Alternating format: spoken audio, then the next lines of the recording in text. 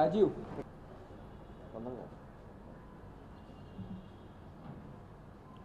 ముందుగా నిన్న ప్రతిపక్ష నాయకులు వైఎస్ జగన్మోహన్ రెడ్డి గారు ప్రతిపక్ష నాయకులు అనే స్థాయి మరిచి ముఖ్యమంత్రి చంద్రబాబు నాయుడు గారి మీద నీచమైన విమర్శలు చేస్తూ జరిగింది.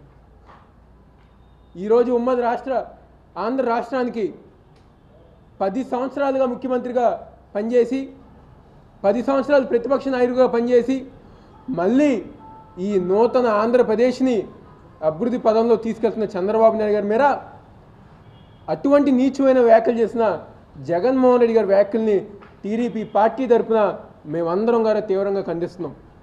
ఈరోజు నిన్న ఆయన చంద్రబాబు నాయుడు గారు పుట్టిన తేదీని గారా ఎగతాళి చేస్తూ మాట్లాడటం జరిగింది. 420 అని చెప్పి అంటున్నారు. ఈరోజు A1 ముద్దాయిగా 16 నెలలు జైలు శిక్ష అనుభవించి ఖైదీ నెంబర్ 6093 నెంబర్తో 16 నెలలు అవినీతి కేసులో జైలు శిక్ష అనుభవించిన జగన్మోహన్ రెడ్డి గారు మీరు అసలైన 420 అని చెప్పని ఈరోజు ఒక సందర్భం నేను చెప్పదలుచుకున్నాను. ఈరోజు ఏదైతే అనేక విధాలుగా ఏ విధంగా అయితే అవినీతి చేయాలో ఏ విధంగా అయితే అక్రమాస్తులు కూరగట్టుకోవాలో అన్ని విధాలుగా అన్నిట్లో ఆరితేరిన నాయకుడు మీరు అని చెప్పని ఈరోజు సందర్భంగా చెప్పదలుచుకున్నాను. నిన్న మీరు అంటున్నారు రజనీకాంత్ లాగా డైలాగులు మాట్లాడుతున్నారు, నా దారి రహదారి అంటున్నారు. మీ దారి రహదారి కాదు, మీ దారి జైలుకు దారి అని చెప్పని ఈరోజు ఒక సందర్భంగా చెప్పదలుచుకుంటున్నాను. చెంచల్గూడ జైలుకి మళ్ళీ మీరు దారి ఎత్తుక్కోవాల్సిందే. మళ్ళీ అదే 6093 నెంబర్తో మీరు అదే బ్యారక్లో అదే విధంగా ఉండాల్సిందే అని చెప్పి ఈరోజు ఒక సందర్భంగా చెప్పుతున్నాను. ఈరోజు మీరు చంద్రబాబు నాయుడు గారిని ఒక వీధి రోడ్డు అంటున్నారు. ఈ రాష్ట్రంలో అతిపెద్ద వీధి రోడ్డు గూండా ఫ్యాక్షనిస్టుగా అవినీతి పరులు దౌర్జన్యాలు చేసే ఘనత నీకే అని చెప్పని ఈరోజు జగన్మోహన్ రెడ్డి గారికి మీ ఈరోజు సందర్భంగా చెప్పదలుచుకున్నాను. ఊరికనే 10 మందిని మీ చుట్టూ ఎవరైతే నేరాలు చేస్తారో ఎవరైతే సరిగ్గా మాట్లాడటం చేత కాదో మంచి మర్యాద చేతకాని వ్యక్తులు నిన్న మీ చుట్టుపక్కల అంతా పెట్టుకుని అనేక కేసుల్లో జైలు జీవితం అనుభవించిన వ్యక్తుల్ని పార్టీలోకి తీసుకుంటూ మీరు చంద్రబాబు నాయుడు గారిని విమర్శిస్తాం ఎంతవరకు సబబు అని చెప్పి ఈరోజు సందర్భంగా చెప్పదలుచుకుంటున్నాను. కాబట్టి జగన్మోహన్ రెడ్డి గారు మీరు తలకిందలు తపస్సు చేసిన ఈ యొక్క విజయవాడ నగరంలో తెలుగుదేశం పార్టీ జెండానే ఎగురుతుంది, మీకు అడ్రస్లు గల్లంతవుతాయని చెప్పని ఈరోజు సందర్భంగా చెప్పదలుచుకున్నాను. ఈ రాష్ట్రాన్ని అనేక విధాలుగా ముఖ్యంగా యువతి విద్యార్థుల పరంగా ఈ రాష్ట్రాన్ని ముందుకు తీసుకెళ్తున్న నాయకుడు చంద్రబాబు నాయుడు గారు. మీరు రోజు ఉదయం నుంచి సాయంత్రం దాకా హైదరాబాద్లో ఉండి రాత్రి అయ్యేసరికి నేను ఆంధ్రప్రదేశ్ ముఖ్యమంత్రి అయిపోతాను, రేపే నేను ముఖ్యమంత్రి అయిపోతానని చెప్పిన కలలు కానీ మళ్ళీ రెండో రోజు లెగిసే మనస్తత్వం ఉన్న మీరు ఎప్పుడు చూసినా సీఎం అవ్వాలి, ముఖ్యమంత్రి అవ్వాలనే కోరికే తప్ప ప్రజా సమస్యలపైన ఏమైనా మాట్లాడదామా, ఏమైనా పోరాటం చేద్దామా, లేకపోతే ప్రభుత్వానికి ఏమన్నా సలహాలు ఇద్దామనే ఆలోచన మీకు లేదని చెప్పని ఈరోజు సందర్భంగా చెప్పదలుచుకుంటున్నాను. ప్రతి చోట గారు చూస్తున్నాం అన్న వస్తున్నారు, నవరత్నాలు తీసుకొస్తున్నారని చెప్పని ప్రతి ఒక్కరు గారు అనుకుంటున్నారు అన్నొచ్చి ఏం చేస్తారని చెప్పని, అన్నొచ్చి ఇంకేం చేయాలని చెప్పని, ఏదైతే భూములు ఉన్నాయో ఎన్ని గారు వెతికి మళ్ళీ రాబోయే రోజులు కబ్జా చేయాలా అని చెప్పని అన్ని రోజు ఆలోచిస్తున్నారని చెప్పని ప్రతి జనం గారు అనుకుంటున్నారు.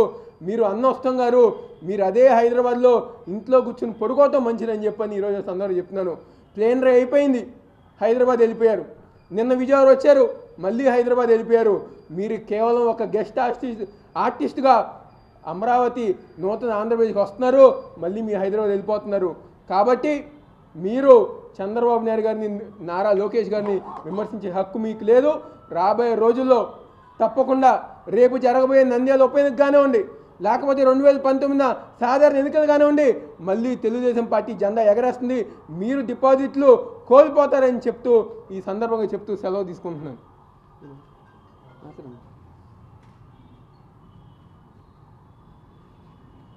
నిన్న వచ్చారు విజయవాడ, ఒక గెస్ట్ ఆర్టిస్ట్ లాగా వచ్చారు. ఏదో మాట్లాడాలి, పార్టీలో చేస్తున్నారు, మంచిదే. మీరు ఏదో మాట్లాడాలని చెప్పని అవాకులు చివాకులు పెడతామనే సభమైన విషయం కాదు.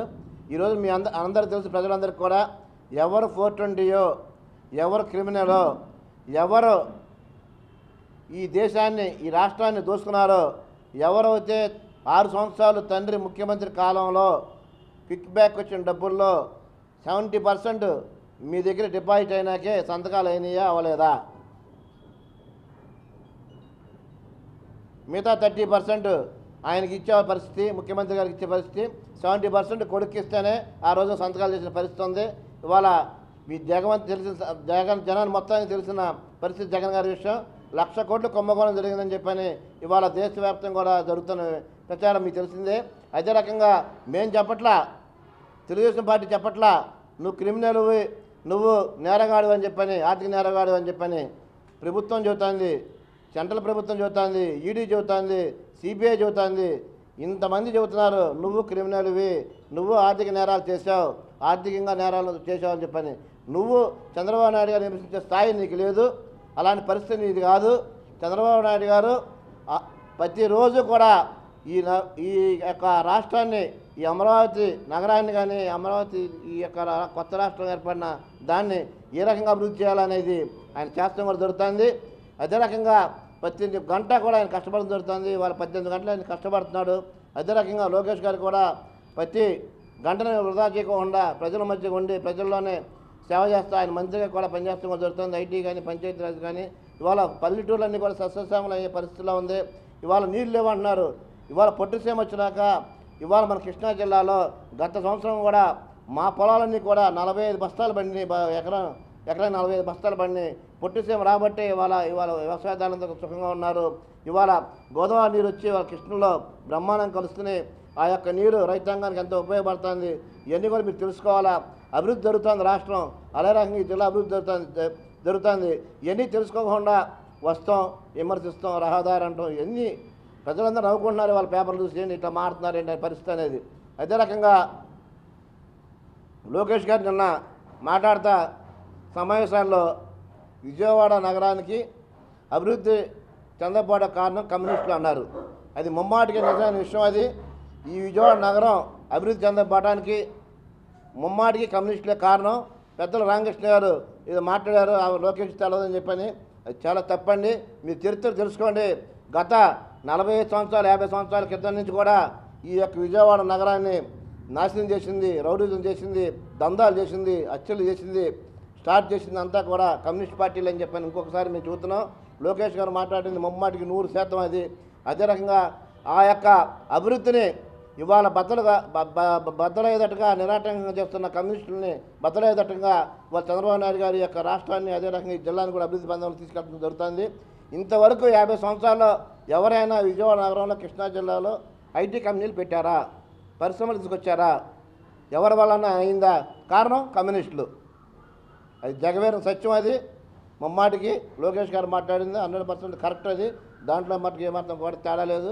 రామకృష్ణ గారు మీరు కూడా పెద్దలు గ్రహించి దాన్ని మీ మాట ఉపసంహరించుకోవాల్సి కోరుతున్నాం.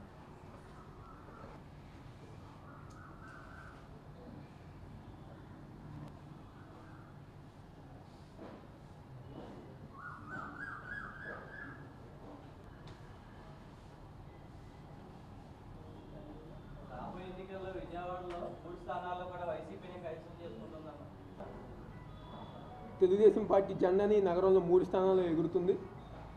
వైసీపీకి మొన్న ఏ గతి అయితే పట్టిందో ఇప్పుడు కానీ సేమ్ అదే గతి పట్టబోతుంది. మున్సిపల్ దగ్గర నుంచి ఎమ్మెల్యే దాకా ప్రతి ఒక్క స్థానం కూడా తెలుగుదేశం పార్టీ కైవసం చేసుకుంటుంది.